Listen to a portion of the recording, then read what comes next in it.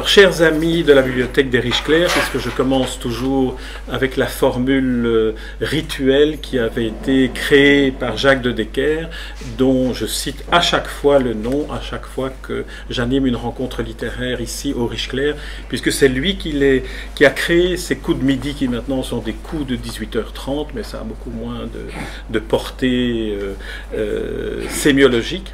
Donc, merci à vous d'être venus. Je sais que c'est parfois compliqué d'arriver jusqu'ici à cause du piétonnier ou à cause des difficultés d'accès. Mais pour celles et ceux d'entre vous que vous connaîtriez qui n'ont pas pu venir, nous enregistrons chaque fois les rencontres des Riche-Clair et elles sont sur le site de la bibliothèque en vidéo, donc on peut retrouver tout ce qui aura été dit. Alors aujourd'hui, je suis extrêmement heureux de recevoir André Versailles à différents titres. Et il y a 10 minutes, j'étais 10 fois plus heureux de le recevoir parce que, et je vous recommande de le faire, dans la petite brochure que la bibliothèque des Riche-Clair a éditée concernant cette rencontre-ci, il y a 2 pages dans lesquelles André Versailles raconte son parcours d'éditeur.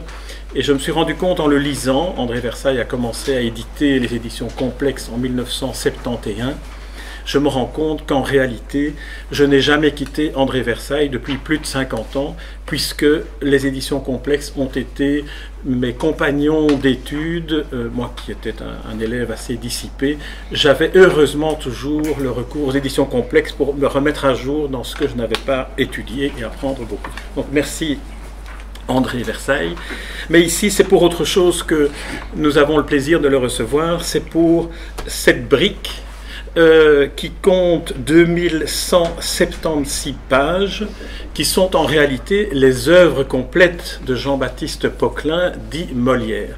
Donc les 2176 pages ne sont pas signées toutes de André Versailles, mais André Versailles en a dirigé l'édition. Alors il faut quand même souligner que être directeur d'une édition patrimoniale dans la collection bouquins, c'est un honneur, c'est une marque d'estime et une marque de respect de la part de la littérature française à l'égard d'André Versailles, parce que c'est vraiment une édition patrimoniale. Bouquins, c'est la Pléiade, c'est la même, on aspire autant en moins cher et en plus solide et en plus lisible. Alors, 2176 pages, c'est l'ensemble du livre. Il y a 300 pages qui sont écrites par André Versailles parce qu'il a choisi de faire pour la présentation des œuvres de Molière non seulement une présentation générale, l'introduction à l'ensemble du parcours de Molière, mais aussi à l'entrée de chacune des pièces. Il écrit une petite histoire de chacune de ces pièces. Une histoire qui comprend non seulement une analyse, je dirais, littéraire de l'œuvre, mais aussi une analyse historique de la manière dont l'œuvre a été montée, dont l'œuvre a été reçue par le public à l'époque. Alors, ma première question, André Versailles, parce que maintenant je ne vais plus rien dire, mais je sais qu'une fois que je lance, que je lâche André Versailles, c'est fini, je peux rentrer à la maison. On m'appelle le bavard, voilà. Les amis. Et donc, ma première question est la suivante. Après avoir consacré un autre bouquin aux œuvres complètes de La Fontaine, de Jean de La Fontaine, les fables et contes de Jean de La Fontaine, se lancer dans l'édition complète de Molière, à quel besoin est-ce que cela répond chez André Versailles de se dire un jour, je vais consacrer 4, 5, 6 ans à ce travail? 15 à ce travail. Non, c'est-à-dire que je suis sur Molière depuis plus de 15 ans. Et en fait, Molière, c'est un compagnon depuis mon enfance. C'est-à-dire que des personnages comme Sganarelle, des personnages comme Mascarille, comme Scapin, je les ai connus dans mon enfance, au même titre que D'Artagnan, le comte de Monte Cristo, etc. Ça faisait partie de mon panthéon. Alors, les ouvrages, les pièces les plus importantes comme Don Juan, comme le Tartuffe, et le Misanthrope, ça viendra plus tard. Mais les farces, les comédies, donc comme celle Le médecin malgré lui, etc., ça m'amusait beaucoup. Et alors que j'ai abandonné à partir de 17 ans, 18 ans, j'ai tout à fait abandonné le roman populaire, que j'aime toujours beaucoup d'ailleurs, pour lequel j'ai toujours la même estime. Même Molière, ça a continué, j'ai continué avec lui. Et puis, je me suis rendu compte que j'avais fait une œuvre complète chez Bouquin, qu'ils ont titré un peu sottement Fables et Contes, alors que les gens ne savent pas qu'il y a tout le reste, beaucoup moins connu. C'est ça qui est intéressant dans l'œuvre complète, des choses qui ne sont pas en livre de poche, mais enfin bon. Et puis, comme ils ont été manifestement contents, ils m'ont proposé, sachant que je connaissais quand même assez bien Molière, de faire un Molière complet. Alors je lui ai dit, écoutez, moi je veux bien le faire, mais j'ai une condition. La Pléiade a fait 2 volumes, c'est 4000 pages, c'est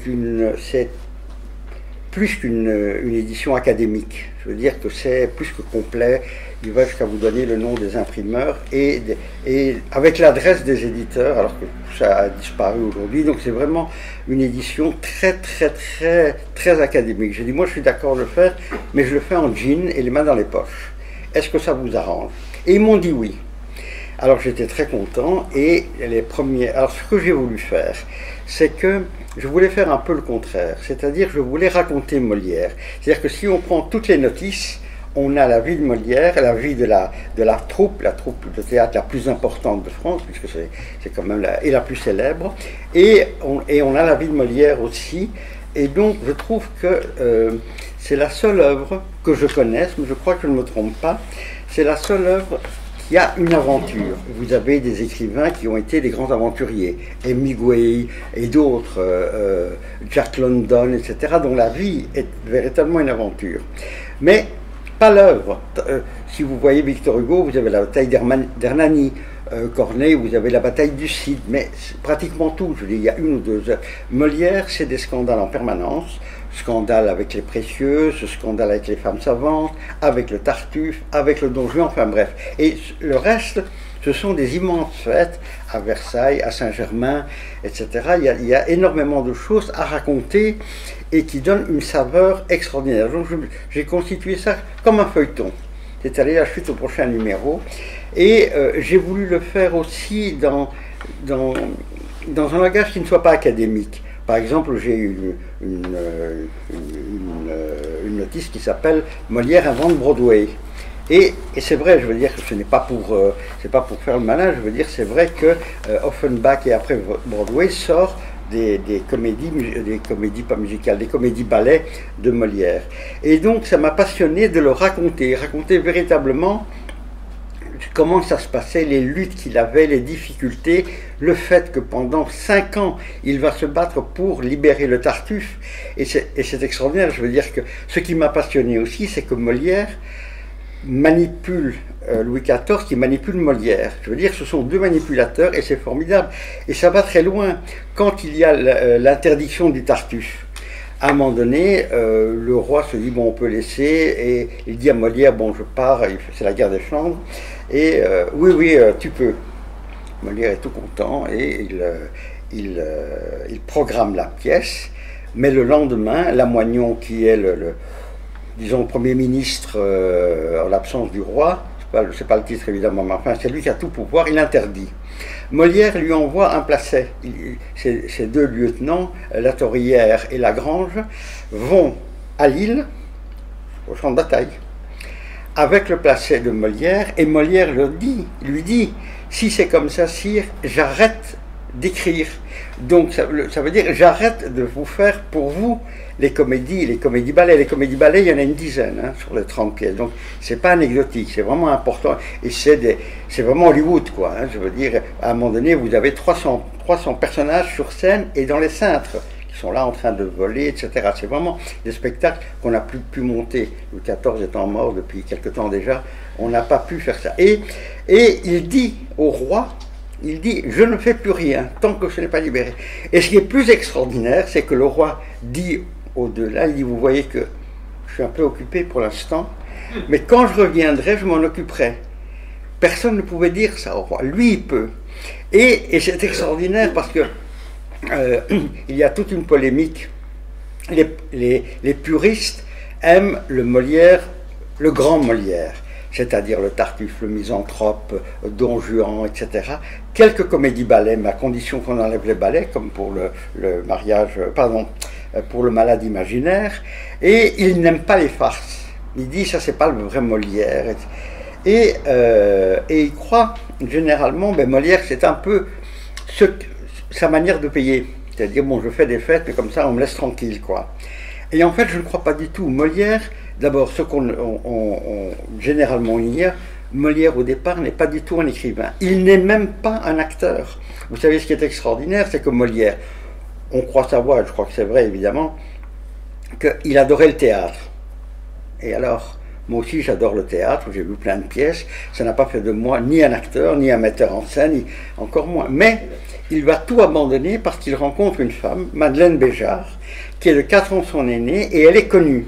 Elle est connue, elle est une tragédienne, elle est appréciée, beaucoup de gens parlent d'elle, et elle sait ravauder des farces, elle sait écrire, elle fait des sonnets, etc. Il la rencontre, il tombe amoureux, ça c'est clair.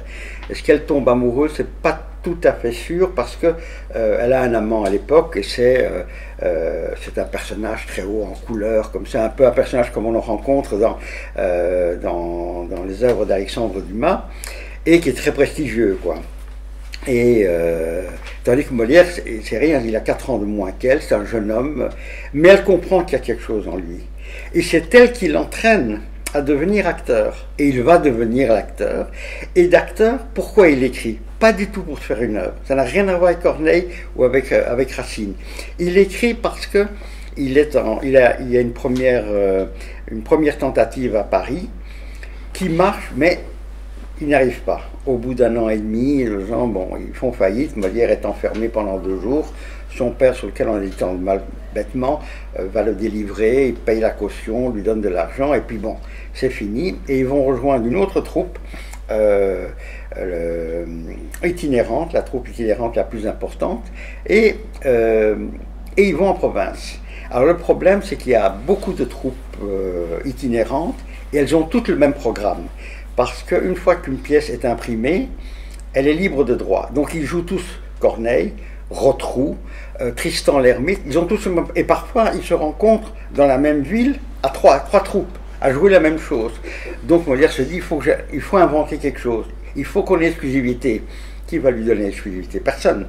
Donc il écrit des farces. Et ça marche. Est-ce que je peux faire une petite pause oui. pour insérer une question? Parce que comme tu parlerais non-stop de toute une série d'étapes. Non, je m'arrêterai au bout de 4 heures. Hein, j'aimerais qu'on s'arrête sur un point. Dis-moi. C'est un de tes chapitres, c'est Molière au travail. Tu viens de parler de la manière dont les pièces s'écrivaient et tombaient dans le domaine public. Est-ce que tu pourrais nous dire comment Molière écrivait? C'est un homme de troupe, et donc il écrit en travaillant en même temps les pièces avec sa troupe. Et deuxième petite question pour te lancer, il n'y a aucun manuscrit de Molière. Et ça, c'est quand même quelque chose d'assez étonnant, qu'on n'ait aucune trace écrite de Molière. Oui. Alors, premièrement, il travaille, c'est un écrivain de plateau. C'est pour ça que ceux qui disent que Molière, il n'avait même pas de bureau où il travaillait, il n'avait pas de bibliothèque, parce que Molière écrit sur le plateau. Quand c'est la... Comment s'appelle la pièce L'impromptu de Versailles. Non, là, il raconte comment se passe une pièce de théâtre. Alors, c'est-à-dire qu'il y a une pièce, je veux dire, qu'il compose à moitié au palais, c'est-à-dire c'est à Chambord. Le nom de la pièce me reviendra, excusez-moi. Et donc, il rectifie encore avec les acteurs, etc. C'est-à-dire qu'il n'est pas au bureau, il n'y a pas de bureau, c'est-à-dire qu'il écrit sur scène, il est tout le temps sur scène. Donc, ce qu'il fait, c'est qu'il teste aussi il écrit, et puis une fois que c'est écrit, ça on le voit dans Ariane Mouchkine, et c'est vrai, il convoque toute sa troupe, et il lit la pièce, et il voit, parce qu'il a confiance dans ses acteurs, et surtout en Madeleine, évidemment. Ariane Mouchkine, Théâtre du Soleil, qui a fait un spectacle consacré à Molière. Un film même, oui. Un film aussi, oui. Mais un spectacle aussi, au Théâtre du Soleil. Exactement. Et donc c'est pour ça qu'il écrit.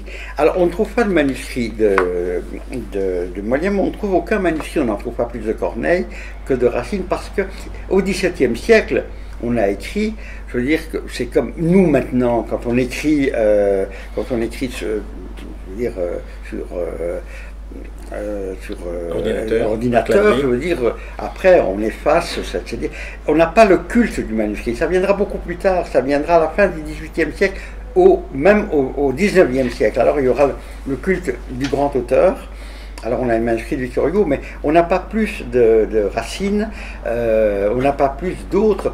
Racine, on a un petit peu parce qu'il avait deux fils qui étaient absolument fous de leur père et qui ont fait des recherches. Georges Forestier, donc il y a la biographie, il la explique. Non, c'est Molière, mais il a fait aussi une biographie de Racine. C'est que on a 200 lettres de Racine et lui dit qu'il y en a 20 000. Je ne sais pas comment il trouve ce chiffre, mais enfin, je veux bien lui faire confiance. C'est-à-dire qu'on ne garde pas tout ça. Au XVIIIe siècle, on gardera, c'est pour ça qu'on a toute la correspondance, on a 20 000 lettres ou 15 000 lettres, je ne sais plus très bien, de Voltaire. Est-ce que Racine et Corneille écrivaient aussi en plateau, comme Molière? Non, pas du tout, justement. Ça, c'est la différence, c'est que Corneille et Racine, je viendrai plus, mais Corneille, il écrit sa pièce, il le donne à l'hôtel de Bourgogne ou au Marais, et c'est fini, il a fait son boulot, c'est tout. Racine, c'est un peu différent, parce que pour la grande actrice qui était chez Molière, la plus belle et la plus célèbre, qui est... Marquise du Parc. Comment? Marquise du Parc. Marquise du Parc, bravo. La prochaine fois, je vous convoque et on va écrire ensemble. Venez vous asseoir. Non, mais je veux dire, c'est terrible. Donc, c'est Marquise du Parc. Dès que vous ouvrez un livre sur les femmes au XVIIIe siècle ou à l'époque de Louis XIV, elle est là. Je veux dire, c'est la plus célèbre, c'est la plus belle, c'est la plus belle. C'est la Brigitte Bardot de l'époque, quoi. Je veux dire, tout le monde est fou d'elle. Donc, fou d'elle, Molière est fou d'elle, La Fontaine est fou d'elle. Tout le monde. Et elle a une vie, bon, passons. Et donc, je dis ça pourquoi? Qu'est-ce que c'était? Ah oui, donc alors Racine, lui, il va piquer à Molière son actrice, une actrice vedette, elle est quand même une actrice vedette, et paraît-il, il va lui donner le seul grand rôle de sa vie. C'est pour ça qu'elle est célèbre, c'est pas pour ce qu'elle a joué chez Molière, c'est chez Racine, elle a joué le rôle titre d'Andromaque. Et c'est intéressant parce que c'est assez curieux, parce qu'Andromaque n'est pas le grand rôle. Le grand rôle, c'est Hermione, qui est une femme beaucoup plus passionnée, c'est un rôle beaucoup plus violent, et ça c'est la Désœillet qui va jouer. Tandis que Marquise va jouer Andromaque, qui est un rôle beaucoup plus calme et monomaniaque, c'est-à-dire elle répète toujours la même chose dans la pièce. Et donc, lui, on dit que Racine lui a vraiment appris à jouer, vers par vers, quoi, il faisait répéter. Mais c'était assez rare, c'est-à-dire que les écrivains, comme aujourd'hui, les écrivains, à part Camus, mais lui adorait le théâtre, il a fait des mises en scène lui-même, etc. Mais sinon, l'auteur, ça veut dire que c'est un peu comme un écrivain, il donne son manuscrit à l'éditeur, il s'en occupe pas, il va pas commencer à regarder la typographie ou des choses comme ça, il ne s'en occupe pas. Tandis que Molière, il est en permanence sur le théâtre. Moi, j'ai mis mon introduction, c'est l'homme théâtre, c'est-à-dire c'est vraiment l'homme théâtre où il aime tout. C'est-à-dire il s'occupe des décors, il s'occupe des costumes. Tout l'intéresse. C'est ça qui est intéressant, c'est que c'est vraiment l'homme théâtre complet. Et donc c'est ça aussi que j'ai voulu raconter, c'est comment il monte ses scènes, comment il le fait, comment il revient, comment il écoute aussi ses comédiens. Donc voilà. C'est moi qui suis surpris. Il y a une comparaison. Tu disais que tu avais écrit ici une édition complète, les mains dans les poches du jeans. Oui. On pourrait dire que c'est presque le guide du routard de Molière. Mais il y a des comparaisons que tu fais qui sont tout à fait éloquentes. Par exemple, tu dis que pour toi, s'il y a un artiste auquel tu pourrais comparer Molière aujourd'hui, c'est Charlie Chaplin. Absolument. Pourquoi? Et ils ont le même parcours. C'est assez extraordinaire parce que ceux qui, par exemple, contestent que Molière ait pu écrire des chefs-d'œuvre, alors que les deux premières pièces que l'on a retrouvées, je veux dire, c'est vrai que c'est des petites farces, quoi. On ne peut pas dire que c'est extraordinaire. Chaplin, c'est la même chose, c'est-à-dire que si vous voyez les premières pièces, celles de l'époque de SNA, 1914-1915, oui, c'est rigolo, mais enfin, on met un flic, on met un boulanger, une tarte à la crème, et voilà, en gros, c'est ça. Personne ne peut imaginer qu'un jour, quelques années plus tard, 6 ans plus tard, il va faire le Kid, qui est le chef-d'œuvre absolu. Un peu plus tard, ça va être les temps modernes. Un peu plus tard, il y aura City Lights et Le Dictateur. Inimaginable, quand on est en 14-15, inimaginable. Donc on se dit, ça ne lui ressemble pas. Et effectivement, Molière, c'est la même chose au début. On voit d'ailleurs, c'est pour ça que j'ai mis les pièces dans l'ordre chronologique, comme ça, si on les lit dans l'ordre chronologique, on voit comment, et mes notices aussi montrent à quel stade il est à chaque fois, ce que cette pièce apporte de plus par rapport aux pièces précédentes, etc. Et donc, alors ils ont été tous les deux attaqués sur la vie sentimentale. Charlie Chaplin, ça a été, je veux dire, il a été pratiquement, pas ruiné, il ne faut pas exagérer, mais par les femmes qu'il avait aimées. Il a été attaqué aussi parce qu'il aimait les très jeunes filles. Bon, Molière a quand même épousé la fille de sa maîtresse, quoi. Il avait 20 ans de différence d'âge. Ça ne choquait personne, de différence d'âge, d'abord parce qu'il y avait énormément de femmes qui mouraient en couche, et donc l'homme se remariait, et il choisissait une plus jeune, quoi. Donc, c'était pas ça. Mais le fait, c'est-à-dire que c'est considéré comme un inceste. D'ailleurs, c'est encore une circonstance aggravante, c'est-à-dire que si quelqu'un couche avec une mineure, mais qui en plus il a barre sur elle et quelque chose, c'est encore condamné. Et donc il y a eu ça, et donc ces deux destins, alors ils ont tous les deux été adorés par la frange, entre guillemets, progressiste, et détestés par la frange, entre guillemets encore, réactionnaire, quoi. C'était les deux pour des problèmes moraux, pour le scandale, etc. Et ils sont tous les deux merveilleusement drôles, et ce sont des mimes, ils sont tous les deux, parce que Molière a appris le théâtre par la Commedia dell'arte. Son grand maître, c'est Scaramouche. C'est-à-dire que Molière apporte une véritable révolution, parce qu'au XVIIe siècle, pour prendre la tragédie, s'il y avait deux personnes qui se parlaient pas comme ça, ils parlaient au public.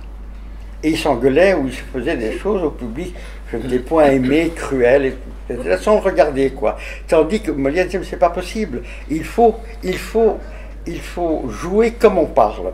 Et il a réussi, c'est-à-dire en plus qu'il prenait tout l'espace. C'est-à-dire qu'il était très mobile, il faisait des grimaces aussi, il était un peu comme Charlie Chaplin, c'est-à-dire comme Charlie Chaplin appartient sur l'écran, il est partout à la fois, il gambade, il revient. Molière faisait la même chose, c'est-à-dire qu'il y a quelqu'un qui a essayé de reproduire ça, et avec beaucoup de talent, c'est Dario Fo. Dario Fo aussi aime la farce.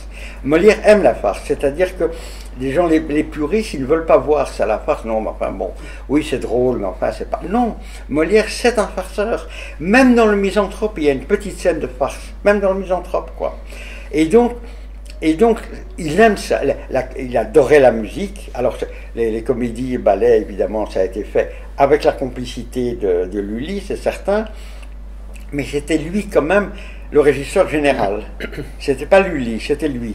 Et alors il y avait Beauchamp pour les danses, mais c'est lui qui organisait tout, il organisait, et ça avait un succès incroyable. Je veux dire, les gens étaient fous de cela. Et la preuve qu'il aimait ça, c'est que ces pièces qui demandaient des mises en scène inouïes, il les mettait sur son propre théâtre.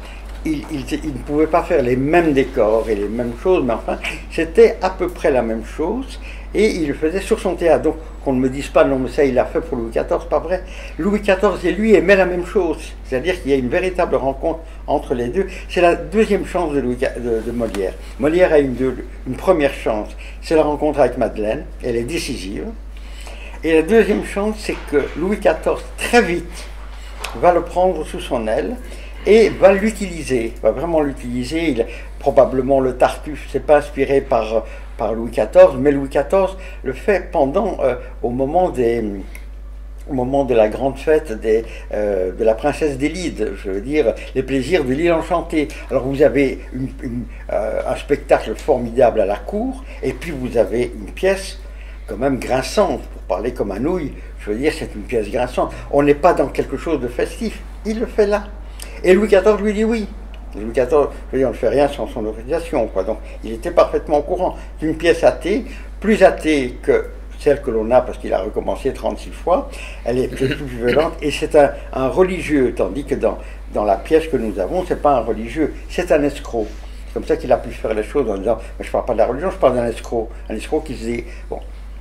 Alors, Molière dit Ces préfaces sont magnifiques, mais il ment évidemment, c'est un Forban. Vous savez qu'il y a une chose extraordinaire, je suis sûr que la majorité d'entre vous ne le savent pas. Quand on lit, ou on va voir les précieuses ridicules, apportez-moi les compléments de conversation, le conseiller des grâces, etc. Nous sommes tous persuadés que c'est le langage des précieuses. Or c'est faux. Les précieuses ne parlaient pas comme ça. Et il y avait quelqu'un, l'abbé de Pur, qui avait écrit un bouquin sur les précieux et qui avait inventé toute une série de formules abracadabrantesques, comme dirait l'autre, je veux dire, qui sont très drôles. Et Molière s'est emparé de ça et il en a inventé d'autres qu'il met dans la bouche des précieuses. Et les précieuses n'étaient pas du tout vraies. En plus, il se moque de la préciosité, mais il a été profondément précieux lui-même. Il suffit de lire La Princesse des Lides, il suffit de lire Psyché. Les vers de Psyché sont des vers de précieux. Mais il s'en fout. C'est-à-dire, c'est quelqu'un qui il se sent très libre. Ça, c'est un homme. D'ailleurs, on lui dit qu'il a piqué. D'abord, tout le monde piquait. Hein, je veux dire, Racine, regardez ses préfaces, il a piqué des choses à Échille, à Euripide, à Sophocle, etc. Je veux dire, tout le monde reprenait. Ça, c'est Corneille, c'est la même chose. Mais lui, il disait, oui, oui, je prends. Il y a une chose que l'on sait, parce que c'est dans la pièce de Rostand. Qu'allait-il faire dans cette galère? Ça vient de la pièce de Cyrano de Bergerac. Non, c'est Cyrano de Bergerac.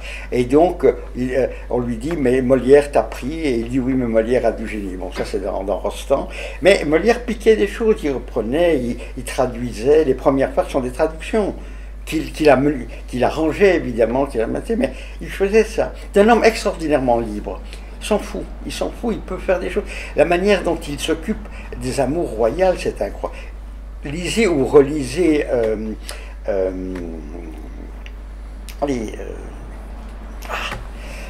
Amphitryon. Amphitryon, c'est extraordinaire. C'est véritablement, c'est un éloge de l'adultère royal. Vraiment un éloge. Être cocu par Louis XIV, c'est très bien, quoi. Écoutez, n'allez pas vous plaindre, quoi.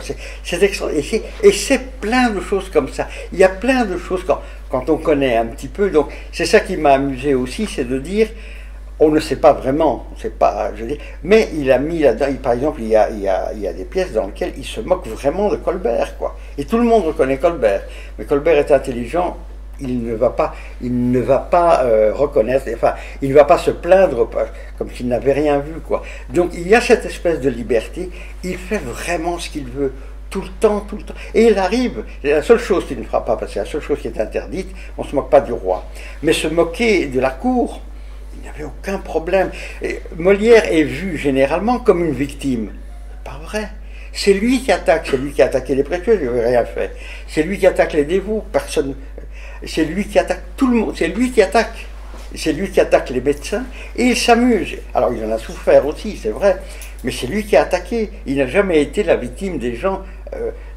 Tous ceux qui se sont retournés contre lui, et souvent avec quelle violence, notamment l'Église, quoi. Ça a été vraiment sanglant, mais c'est lui qui les a provoqués. Il aurait très bien pu ne pas faire ça. Après tout, Corneille n'a pas fait ça, Racine n'a pas fait ça, ils s'en sont plus mal pris. Non, lui, ça l'amuse. Il aime ça, il aime il y a ce côté. Donc raconter son histoire était vraiment amusant, c'est de se dire, chaque fois que je découvrais des choses, je me suis dit, encore une fois lui, quoi. Et donc voilà, donc si vous voulez, quand j'ai reçu un mot d'une amie parce que je lui avais envoyé le bouquin, elle me dit, mais quel travail, je lui ai dit, c'est pas ça que tu dois dire, tu dois dire, quelle chance tu as eu.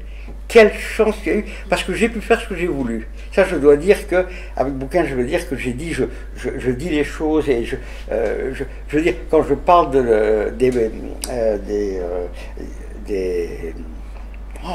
excusez-moi, la vieillesse est un naufrage. Mais personne ne sait ce dont tu vas parler. Oui, je sais. Il n'y a que toi qui peux t'aider. Allez, la première, les fâcheux, pardon. Les fâcheux, ça veut dire casse-pied. Donc quand je fais mon introduction, je veux dire, je ne répète pas toujours les fâcheux, je dis les casse-pieds. Je veux dire, c'est-à-dire que j'ai pu... Parce que ce que je dis aussi, c'est que je ne peux pas comprendre qu'on fasse une édition académique pour quelqu'un comme Molière, qu'on laisse ça à la philosophie allemande, ce serait très bien. Mais Molière lui-même, il fait dire à un de ses personnages, il dit, un sot savant est plus sot qu'un sot ignorant. Et tout est dit. Il déteste. Molière, c'est ce qu'on appelle l'honnête homme au XVIIe siècle. C'est-à-dire quelqu'un qui ne la ramène pas. C'est quelqu'un qui, justement, quand il est en public, raconte des choses, mais n'est jamais cuistre. Quand il sait des choses, il le murmure plutôt que l'afficher, etc. C'est le contraire. C'est-à-dire que les mondains, ce qu'on appelait les mondains à l'époque, qui n'avaient pas ce côté tout à fait péjoratif d'aujourd'hui, c'est-à-dire que ce sont des gens qui se conduisent très bien et donc c'est ça qu'aime Molière, quoi. C'est le personnage de Philinte dans le Misanthrope, qui est un personnage beaucoup plus intéressant qu'on le dit, parce que tout le monde dit oui, enfin c'est le type qui est un peu collabo, alors qu'Alceste c'est vraiment pas du tout Philinte. C'est une espèce de stoïque, de stoïcien plutôt. Je dis, il a se dire, mais voilà ce qui est possible de faire. Si c'est pas possible, c'est pas la peine. Et donc tous ces personnages chez Molière, c'est vraiment quelque chose. C'est quelque chose que je trouve. Plus je vivais avec lui. Vous savez, j'ai commis un roman qui s'appelle. C'était ma question. Oui. Ah, je vais la poser alors. Je pose ma question d'abord. Voilà. La réponse est oui. Oui. Donc, avant l'apparition de bouquins consacrés à tout Molière et avant l'apparition du bouquin Tout La Fontaine. Non, Tout La Fontaine, c'est avant. Oui, c'est ça, donc entre les deux. Oui, c'est ça, pardon. Donc entre les deux, pardon, oui, je me suis mal exprimé parce que j'essaye de m'insérer. Donc entre ces deux livres, André a publié un roman.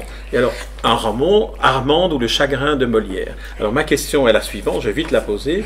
En quoi est-ce que écrire un roman, c'est-à-dire inventer aussi, mentir vrai, inventer une partie d'histoire pour lesquelles tu n'avais pas les éléments, en quoi est-ce que ça t'a aidé à trouver le ton pour raconter comme tu le racontes les différentes séquences concernant les pièces?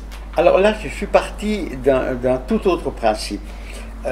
Armande Béjart, donc la fille de Madeleine Béjart, a mauvaise réputation parce qu'elle aurait rendu Molière très malheureux à force d'infidélité. Ça, c'est ce qu'on raconte dans l'histoire. En fait, on n'en sait rien, parce que toutes les critiques ont été émises bien après la mort de Molière. Donc on ne sait pas. Mais je suis parti sur une idée, c'est que, vous savez qu'il y a souvent des conflits mère-fille, quoi. C'est quelque chose que tout le monde connaît. Et je me suis dit, au fond, cette femme se sent illégitime, parce que sa mère, comme je vous l'ai dit tout à l'heure, elle est surlégitime. C'est elle qui a fait que Jean-Baptiste Poquelin est devenu Molière. C'est grâce à elle, sinon il serait resté tapissier du roi et plus personne n'en aurait entendu parler. Et donc, cette femme, c'est pas du tout une femme écrasante, mais par la force des choses, elle prend une place inouïe. Et donc la petite Armande, au milieu, elle doit se faire sa place. Elle est la plus jeune, elle ne sait pas jouer, elle doit tout apprendre. Évidemment, on ne lui fait pas de cadeaux, les autres actrices ne font pas de cadeaux. Et je raconte une anecdote. Dussane, qui a été une des grandes sociétaires de la Comédie Française dans l'entre-deux-guerres, pour parler vite, a répondu à un journaliste qui lui a dit, mais au fond, la Comédie Française, c'est une grande famille, non? Elle lui a dit, on peut dire ça, oui, je dirais une grande famille dans le genre des Atrides. Bon, ça vous dit tout, quoi. Et c'est vrai qu'elle a dû se construire, cette fille a dû se construire, elle n'avait rien pour elle. Et en plus, comme, évidemment, toutes les actrices avaient... Molière voulait coucher avec ses actrices, mais les actrices ne le rebutaient pas nécessairement, sauf probablement Marquise. Et donc, c'est elle qui va l'épouser. Il ne va pas épouser Madeleine, il ne va épouser aucune de ses actrices, et il va jeter son dévolu sur elle. Donc je me suis dit, au fond, c'est une fille qui cherche à être légitime et qui n'y parvient pas. À partir de là, j'ai essayé de comprendre quelle était une psychologie possible et qu'est-ce qu'elle pouvait être avec un Molière qui est tout le temps fatigué, parce que, je dis, il croule sous le travail. C'est-à-dire que quand les gens disent mais c'est pas possible qu'il ait écrit, je peux comprendre, parce que c'était vraiment un type qui, je sais pas, quand il dormait, quoi. Bon, il a une femme de 20 ans plus jeune que lui. Lui, il a déjà fait sa vie. Il a 40 ans, 42 ans, 45 ans. Elle n'a pas fait sa vie. Et donc, voilà les éléments. Donc j'ai essayé de reconstituer à partir de ces éléments-là, et évidemment ses rôles, etc., essayer de construire le personnage. Et j'ai voulu le faire, non pas dans la langue du XVIIe siècle, parce que en plus de ceci, comme ça n'entrait pas, c'est le plus gros bouquin possible. J'ai voulu faire pour ne pas répéter toujours les notes en disant ce que ça pouvait être. Je veux dire, il y a plein de mots qui ont changé d'acception. Je ne parle pas même des mots qui ont été oubliés. Si je dis à l'un ou l'une d'entre vous, vous êtes formidable, ça vous fait plaisir. Au XVIIe siècle, ça veut dire vous êtes monstrueux, quoi. Vous comprenez? Moïse n'a pas paru à Pharaon plus formidable, dit Racine dans Athalie. Donc et le pharaon ne trouvait pas Moïse formidable au sens actuel. Donc j'ai voulu faire un lexique, pour ne pas répéter à chaque fois, parce que ça allait encore gonfler, et je pensais qu'avec 500 mots, j'aurais été quitte. Eh bien non, il y en a presque 1400. Donc il y a encore 80 pages qui sont, mais que vous ne trouvez pas dans le livre, mais il y a un QR code, vous cliquez le QR code et vous tombez sur tout ce qu'il n'y a pas dans le Versailles où se trouve le lexique. Voilà. Et alors vous avez le lexique avec tous les termes, etc. Je vous dis, il y en a près de 1400. La bibliographie et la chronologie, c'est ce qui n'est pas dedans. Donc voilà. Et quelle est la question? Alors ma question est, est-ce que le fait d'écrire un roman, oui, c'est-à-dire, attends, je termine ma question. Est-ce que le fait d'écrire un roman, c'est-à-dire d'inventer une partie, t'a appris quelque chose sur la psychologie de Molière qui t'a aidé à écrire les notes de ton Alors c'est difficile parce que j'ai essayé vraiment de repartir à zéro à partir de la situation. Et donc je me suis beaucoup plus intéressé. Mon héros est une héroïne. C'est ça qui était... Vous savez, et quand le livre, quand il y a eu la discussion, j'ai envoyé le manuscrit à 10 éditeurs, il y en a 7 qui m'ont dit non, il y en a 3 qui ont dit oui. Et j'ai choisi Les Presses de la Cité parce que la personne avait compris que mon héros est une héroïne. Les autres voulaient, oui, mais c'est bien de parler un peu plus de Molière, etc. J'ai dit, mais il ne s'agit pas de Molière. Il s'agit de la femme qui vit avec Molière et qui regarde Molière depuis l'alcôve et depuis... C'est-à-dire que, bien sûr, on apprend des tas de choses sur Molière, mais de manière totalement subjective, puisque ce n'est pas un règlement de compte, mais elle arrive à la fin de sa vie, elle se demande aussi si en le trompant, elle ne s'est pas dupée elle-même, quoi. C'est un peu ça. Et qu'est-ce que j'ai foutu de ma vie? Elle est passée à côté de... Ça, c'est sa lecture, en fait, donc la mienne. Et en plus, à la fin... il y a un double retournement parce qu'elle se rend compte qu'elle a encore raté quelque chose et à partir de là, elle arrête d'écrire, c'est fini, elle dit bon maintenant j'arrête et quelques mois après elle décède. Donc je me suis beaucoup plus préoccupé d'essayer de faire un personnage avec quand même une difficulté particulière. Bon d'abord, pour un homme entrer dans la tête d'une femme c'est déjà quelque chose, mais comme je suis éditeur d'histoire, je ne voulais pas qu'on me dise, écoutez, mon cher Versailles, je me suis bien amusé, mais enfin, vous en faites une féministe intersectionnelle. Ça va, on est au XVIIe siècle. Donc j'ai lu beaucoup de choses sur la vie des femmes au XVIIe siècle, la vie publique, la vie privée, etc., pour vraiment m'imprégner et d'essayer de faire quelque chose qui ne soit pas une vérité, mais qui ne soit pas improbable. Voilà ce que je voulais, c'est-à-dire que si quelqu'un connaît bien... Alors j'ai la chance d'avoir comme meilleur ami un historien qui est Élie Barnaby, qui est un ami très très proche, et lui c'est un vrai historien. Et donc, lui il a lu tout au fur et à mesure. Hein. Et donc je voulais être sûr que historiquement il n'y ait pas de bévue. Donc ça j'étais content, donc ça allait, ce qui m'a soulagé, parce qu'il faut quand même avoir des lecteurs, et voilà quoi. Et donc non, je veux dire que là c'était un tout autre travail, c'est elle qui m'intéressait, et se dire dans cette situation, comment une femme peut réagir, quelle est sa marge, quels sont les freins, quelles sont les choses qu'elle ne peut pas faire, quelles sont les choses qu'elle a envie de faire, mais comment est-ce qu'elle peut le faire. Et puis aussi, c'est une jeune femme qui est très belle, et évidemment, je veux dire, c'est une actrice, et elle a énormément de succès. À un moment donné, c'est elle qui va être la vedette de la troupe, c'est elle qui va jouer Psyché, et puis, il y a quand même des choses quand même problématiques, quoi. On dit, oui, mais elle a trompé, elle n'a pas trompé, etc. Molière va recueillir un jeune acteur de génie, qui s'appelle Baron, et qui est un peu pour lui ce que Jackie Coogan a été pour Charlie Chaplin. Vous savez, dans le Kid, vous savez que Chaplin faisait recommencer 50 fois les mêmes scènes. Hein. Il était épouvantable sur le plateau, j'allais dire. Et il disait qu'à Jackie Coogan, il lui montrait, et le gosse, tout de suite, il était parfait. Donc il y a une complicité extraordinaire. Et donc Molière recueille le jeune baron qui a 12 ans. Il écrit une pièce pour lui d'ailleurs incomplète, c'est pour la cour, c'est Mélicerte, une pièce pas très intéressante, enfin, sauf quand on s'intéresse à Molière pour dire tiens, il en est là. Et donc ce gosse, Molière est vraiment, l'aime beaucoup. On a même parlé de relations socratiques. Je pense que c'est pas ça, je pense que Molière est véritablement un Pygmalion, quoi. Il a été le Pygmalion de de Marquise, il a été le Pygmalion d'autres actrices, et évidemment d'Armande aussi. Et donc, Armande se rend compte que lui prend sa place, parce que Molière s'occupe beaucoup de lui, il lui apprend, etc. Et donc, elle le déteste, ils se détestent tous les deux. À un moment donné, lui, le baron, lui parle mal, elle trouve ça la vexe, elle le gifle, il s'en va. C'est fini. Molière est évidemment triste, mais bon, c'est fini, les années passent. 5 ans passent, et il revient. Il a 17-18 ans, il est beau comme un dieu, et Armande le voit, et elle se demande ce qui se passe en elle. Elle a oublié, ça vous imaginez, vous avez 30 ans, un gosse qui est venu, là, qui dit, bon, c'est fini, quoi, c'est une anecdote, ça n'intéresse pas, ça n'intéresse plus, elle a oublié.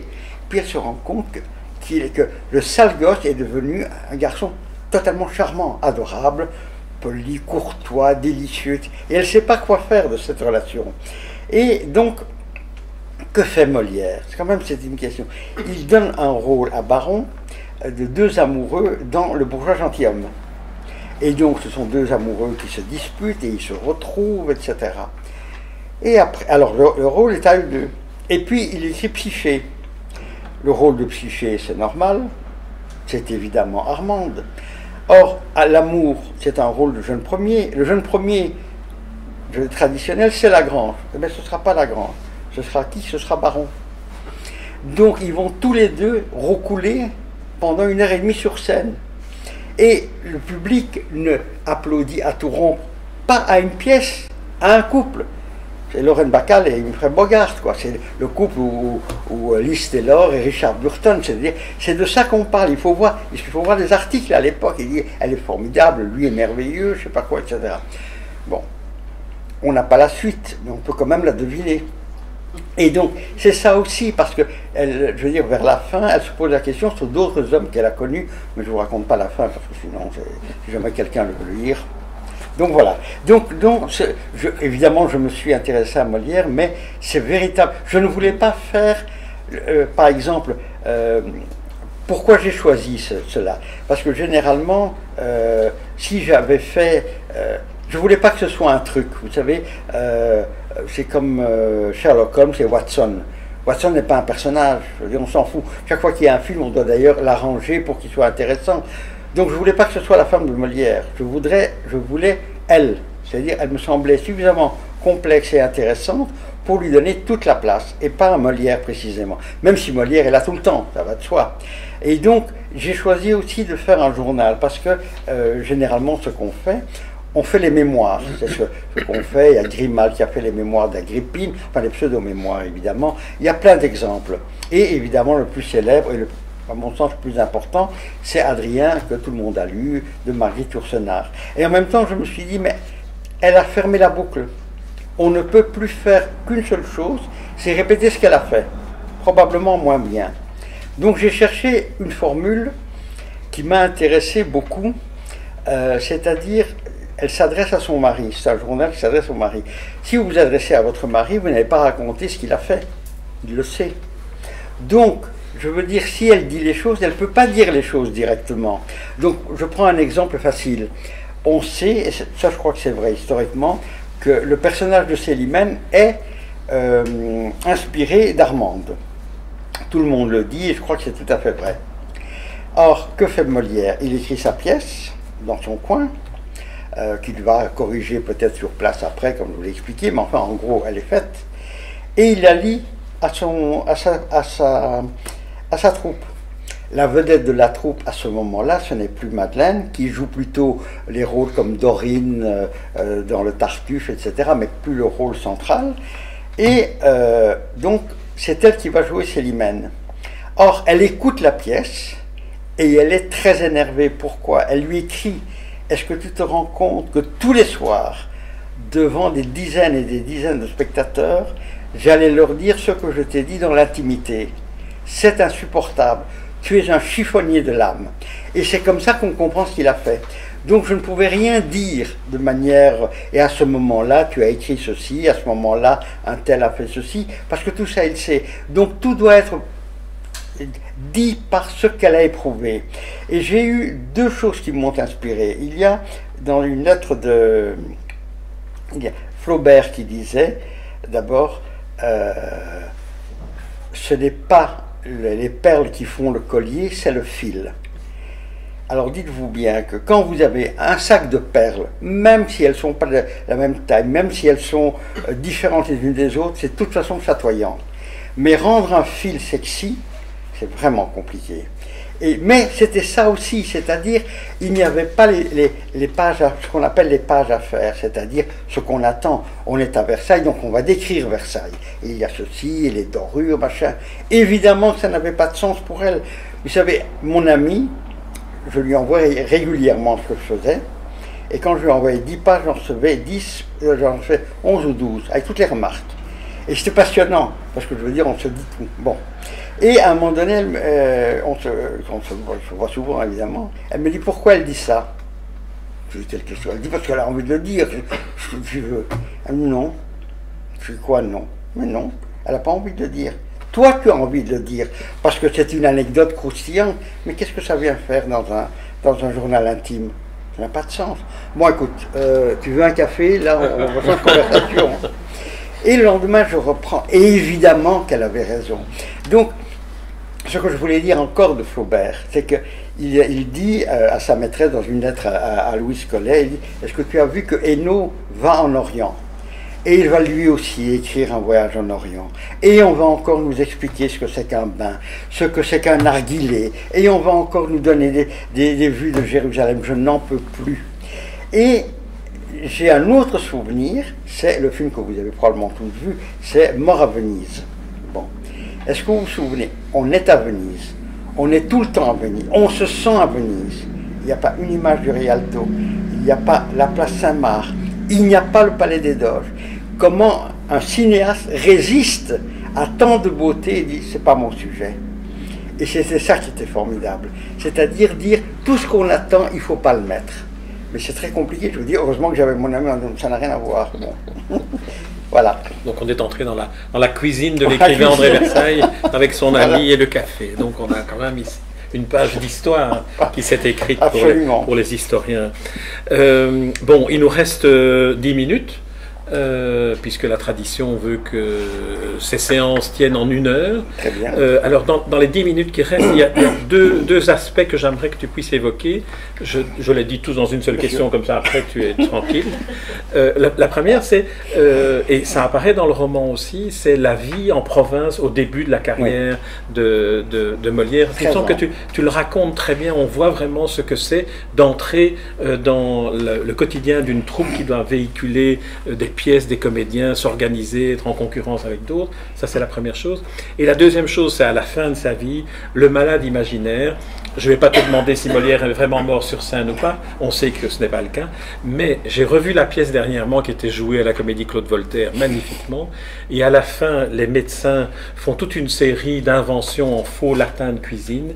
Et j'ai été persuadé en voyant la pièce que c'était Michel de Warzé qui avait rajouté ça pour un peu... Et non, et tout est dans Molière et c'est d'une actualité incroyable. Alors, la mort de Molière, non, on va commencer par La Province avant qu'il ne devienne l'écrivain favori de Louis XIV, et la mort de Molière en 10 minutes. D'accord. Alors, premièrement, ça aussi, ça explique pourquoi, comme Molière a pu écrire tout ça, parce que pendant 12 ans et demi, 13 ans, il est en province et il lit beaucoup. Il lit énormément, les Italiens, les Espagnols, pas plusieurs langues, hein. Il lit plusieurs langues en tout cas. Et donc, il s'imbibe de ça, et comme tout artiste voyageur, comme les peintres, ils ont des carnets de croquis. Tous les peintres qui ont fait le voyage en Italie au 18e et au 19e siècle, ils avaient tous leurs croquis. Donc, il a c'est une chose aussi qu'on raconte, il y a des témoignages que je reprends, c'est-à-dire des gens disent méfiez-vous de lui. Il y a des gens qui ne partent pas sans leurs mains, donc les voleurs, et lui ne part pas sans ses oreilles. Et donc, et je raconte d'ailleurs une scène qui est probablement vraie, où lui est chez un coiffeur, et il y a une fille analphabète qui lui apporte une lettre de son fiancé, mais qui est partie, et elle veut savoir ce qu'il lui écrit. Et lui se moque d'elle, c'est-à-dire, il lui dit « Ah, il a rencontré une femme. Oh !» Mais il n'a pas vu, non, et ça ne s'est rien passé. Ah ! Et alors, il fait comme ça un dialogue, et tous les deux sortent contents de chez le coiffeur, chez le barbier, qu'on disait à l'époque, et c'est-à-dire qu'elle est contente, elle a eu la lettre, et lui, il a joué un rôle pour voir les réactions, et tout ça, il note. Donc, il a noté plein de choses pendant 12-13 ans. Il a pu, c'est-à-dire, vous avez beaucoup de provinciaux, Monsieur de Pourceniac, je veux dire, c'est des noms aussi de provinces. Il y a, je crois, une dizaine de personnages, ou 12 personnages, je ne sais plus maintenant, qui sont vraiment, on voit la comtesse d'Escarbagnas, ce sont des provinciaux qui parlent aussi. Donc il y a des tas de choses qu'il a ramenées, qu'il avait dans ses notes, et donc ça a été une période où à la fois il a appris à jouer, il a appris à diriger une troupe, et il a commencé à écrire la première pièce, vraie pièce, c'est L'Étourdi, qui est une comédie en vers, en alexandrin, en 5 actes, qui est déjà une vraie comédie. C'est pas une grande comédie, mais sachez quand même que pour Victor Hugo, c'est celle qu'il préférait. Et il a toujours regretté qu'il n'y avait plus cette imperfection juvénile qui était quand même, qui montrait. Donc voilà, parce que là je suis déjà à 4 minutes. Et donc pour la mort de Molière, donc c'est vrai que d'abord, on se trompe souvent parce que Molière n'était pas malade. C'est-à-dire que quand on voit les 2 dernières années, il n'est pas plus malade que quelqu'un d'autre. Donc ça c'est des choses qui sont venues de la tradition. Molière complètement épuisé par son travail, par les infidélités de sa femme, etc. Tout ça n'est pas vrai, il est en pleine forme. Avant ça, il joue Scapin. Scapin est la pièce, tous les acteurs vous le diront, c'est crevant. C'est crevant de jouer Scapin, qui est tout le temps sur scène, qui est avec son sac dans lequel il met Géronte, etc. C'est lui qui joue. Et donc, c'est pas du tout simplement, voilà, il est mort d'une rupture d'anévrisme, enfin, là, les spécialistes, je ne vais pas vous dire, parce que je vous dis, il y a plusieurs choses, mais il est mort il n'y a rien contre ça. Et alors, évidemment, comme il est mort, soi-disant sur scène. Bon, en fait, quand il rentrait chez lui, il est rentré à 10h du soir. Il faut savoir que quand on dit la soirée, c'est-à-dire on part à 6h du théâtre, parce qu'il n'y a pas d'éclairage de ville. Donc il faut rentrer chez soi, parce que c'est très dangereux. À 7-8h du soir, vous pouvez faire assommer et tuer, quoi. Donc c'était pas le soir, c'est joué dans l'après-midi, et puis on rentre vers 5-6h.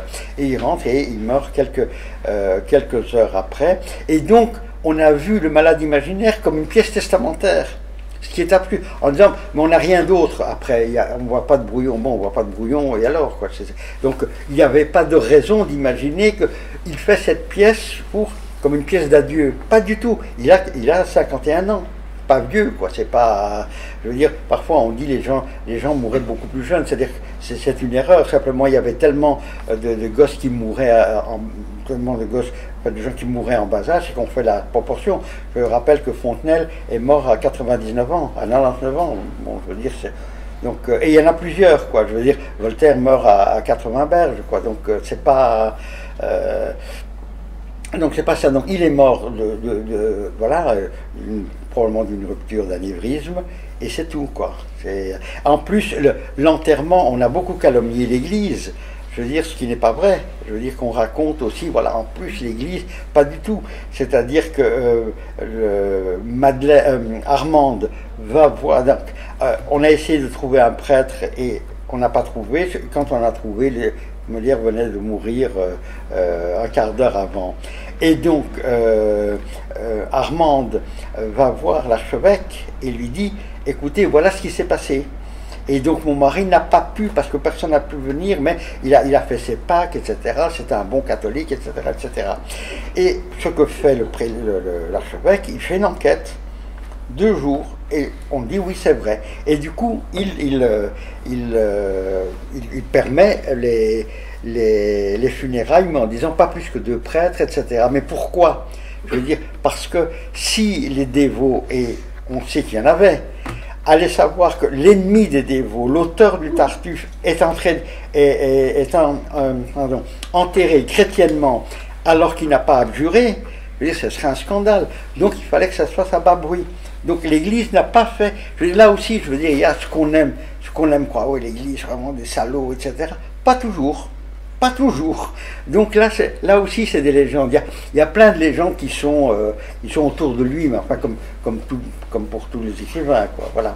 Peut-être qu'on peut terminer par quelques mots sur une autre légende, oui, qui est que Molière n'aurait pas écrit ces pièces, mais que ce serait Corneille. Mais très brièvement, en disant à ceux qui nous écoutent, venez à la foire du livre, il y aura sans doute une présentation avec 2 thèses qui s'affrontent. La thèse de Corneille a été aussi émise par un éminent érudit belge qui est, maintenant son nom va m'échapper évidemment, qui a aussi trouvé le Big Bang avec Einstein, qui était un ami d'Einstein, qui était un prêtre, et maintenant son nom m'échappe, mais ça va me revenir.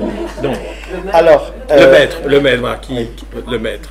Alors, bon, mais je dis à tout le monde que sachez seulement que le livre Molière, l'auteur imaginaire, a été publié par un éditeur tout à fait marron, que plus personne ne connaît, et qui s'appelait, je ne sais plus, c'est une maison qui s'appelait Compliqué, non, Complexe, ça. Donc il voilà. Est là. Et donc, non, les 2 choses que l'on dit essentiellement, on dit mais c'est pas possible qu'il ait pu écrire, donc je vous ai dit comment il écrivait, donc ça n'a pas de sens. Le fait aussi qu'on ne le voyait pas écrire pour les mêmes raisons. Et puis je veux dire, si je vous dis une chose, il y a un grand poète hongrois qui rencontre un jeune homme, et ce jeune homme écrit des poèmes magnifiques. Ils deviennent amants, et puis ils se séparent, et ce jeune homme disparaît, part en Afrique, je ne sais pas quoi. Et il n'a plus jamais rien publié. Et je vous dis, donc, clairement, ce n'est pas le jeune homme qui écrivait, c'était son amant. Nous sommes d'accord? Eh bien non, en réalité ça ne se passait pas en Hongrie, ça se passait en France, et c'est l'histoire de Rimbaud et de Verlaine. Rimbaud n'a plus... Ce n'est pas crédible qu'un poète aussi génial est arrêté à 20 ans. Donc, il y a un mystère. Non, il n'y a pas de mystère, voilà. Il s'est arrêté à 20 ans, il est devenu trafiquant, je ne sais pas quoi, il était à Aden, voilà, il a fait une autre vie, et il a disparu de la circulation, oui, ça arrive. Je veux dire, ça n'a pas... Dire que... Et en plus, Corneille est un grand catholique. Relisez son théâtre, il a traduit aussi l'imitation de Jésus-Christ, il a une œuvre religieuse. En plus, il y a quand même une chose, Molière va se battre pendant 5 ans pour libérer Tartuffe. Or, Molière, c'est un yes-man, donc il n'a rien à voir là-dedans. Il aurait dit à Corneille, écoute Corneille, franchement, bon, tu n'es pas content, moi je veux continuer à écrire, je ne vais pas tuer non plus pour sauver une pièce, hein. C'est toi l'auteur, c'est pas moi. En plus, il y a plein de choses comme ça où on se dit, mais il demande à Corneille, ça on sait, c'est vrai, c'est signé des 2, mais à l'époque, contrairement à notre époque, le style n'a pas la même importance, c'est l'intrigue qui a de l'importance. Donc Molière écrit Psyché et demande à Corneille de versifier. Et Corneille va versifier, c'est très bien. Et on le sait, c'est dit dans la préface, il n'y a pas de mystère, quoi. Avant ça, il y avait la princesse d'Élide. Molière écrit un acte et 2 scènes, et tout le reste en prose. Si c'était Corneille, pourquoi Molière aurait écrit une partie? Il aurait dit à Corneille, bon écoute, fais ton boulot, quoi. Donc il y a plein de choses comme ça, mais ça prendrait 1 heure. Et on n'a pas une heure. Donc il y a plein de choses comme ça, je veux dire, que l'on peut reprendre. Et quand on dit oui mais regardez, Alors on fait venir des trucs par ordinateur, etc. Des vers qui sont tellement semblables. Mais il y a des vers semblables chez Racine aussi. Il y a des vers pratiquement identiques entre Corneille et Racine. Donc Corneille non seulement a écrit Molière, mais après il a écrit Racine aussi. Je veux dire, c'est aussi crédible que de dire que c'est Mauriac qui a écrit les textes d'Harakiri de Cabana. Je veux dire, Mauriac. Et on se dit, mais quel est l'intérêt? Quel est l'intérêt qu'aurait eu Corneille? Corneille est le grand écrivain que tout le monde imite. Vous savez, en plus, j'ai une amie qui m'a dit ça, mais je ne sais plus où c'est, qui a lu le bouquin, elle me dit, j'ai dit et tu fais des alexandrins maintenant, toi aussi? Elle me dit, oui, j'en ai repéré une dizaine. Je n'ai pas vu, parce qu'après... Donc, il y a aussi des choses... Comme j'étais tout le temps, il est possible que sans me rendre compte, j'ai fait des alexandrins, pas pour faire le malin, mais je veux dire parce que comme on est là-dedans, Molière a joué tout Corneille. Donc c'est évident qu'il y a une...